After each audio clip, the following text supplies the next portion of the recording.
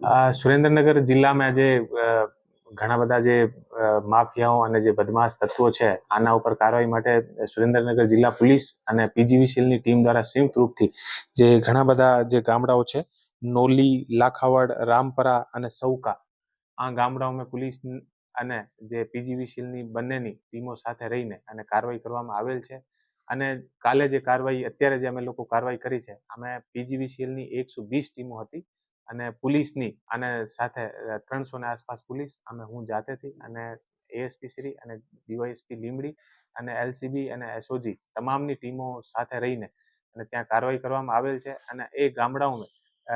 લગભગ 2.53 યાની 2.5 કરોડનો દંડ પીજીવીસીએલ દ્વારા આ લોકોને ફટકારવામાં આવે છે. ઘણી બધી જગ્યા અમને એવી રીતે એમઓ અને એવી રીતે મળ્યા કે પીજીવીસીએલના 10-10 જે થાંભલા હોય એ બીજી જગ્યાથી ચોરી કરીને અને આને પોતાના ઘર સુધી પીજીવીસીએલની જે મેન લાઇન અને જે ટ્રાન્સફાર્મર છે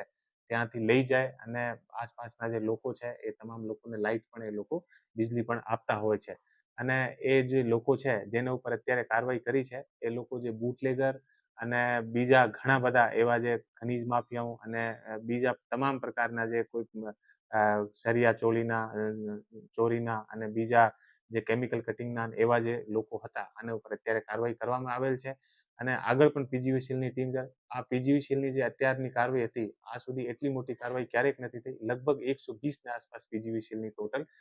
આખા ગુજરાતી સ્ટેટની ટીમ આવી હતી અને તમામને ભેગા મળીને આ કાર્યવાહી કરવામાં આવેલ છે. અને આનો એક સારો મેસેજ પણ એક જે છે ગયો છે. અને જે આ રીતે અલગ અલગ 10-10 પોલ એ લોકો મૂકીને અને પોતાના આખો જે વિસ્તાર છે ત્યાં ગેરકાયદેસર એ લોકો વીજળીનો ઉપયોગ કરતા હોય છે અને આનો અવૈધ રૂપથી પણ એ લોકો ઉપયોગ કરતા હોય છે. આરોપીઓ છે એમની પર પોલીસ ફરિયાદ કરી છે. એવા જે આરોપીઓ છે અમે પીજીવીસીએલ ટીમ સાથે સંયુક્ત રૂપથી કાર્યવાહી કરી છે અને અમે જે પીજીવીસીએલના જે કાયદો છે આને પ્રમાણે અમે આગળની કાર્યવાહી જે છે નોલી અને લાખાવડ ગામમાં જે તપાસ દરમિયાન નોલીનો એક વિડીયો પણ સોશિયલ મીડિયામાં વાયરલ થયો છે કે જેમાં પોલીસ ઉપર આક્ષેપ થઈ રહ્યા છે, ત્યારે લાખાવડ ગામમાંથી એ પોલીસે